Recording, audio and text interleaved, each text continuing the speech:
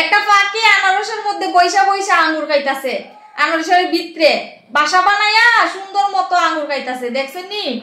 এটা আমি ইনস্টাগ্রামে একটা ভিডিও দেখছিলাম, ফল রেখাটা উঠে একটা ভিডিও বানায়, তো এটা বানানোর চ্যালেঞ্জ আমি আমার বরের সাথে নিছি। এখন বর রেডি একটা আনারস কিনে আনছে, কয়েকটা আঙ্গুর কিনে আনছি, আর একটা গাজর কিনে আনছি, আর সাথে নিছি টুথপিক। তো এটা যদি আপনারা দেখতে ভালো লাগে আর দেখতে যদি মনে হয় সুন্দর হয়েছে, কমেন্টে জানাইবেন। না এটা কিভাবে বানাইছি দেখতে হইলে পুরাটা ভিডিও আপনারা দেখতে হইবেন।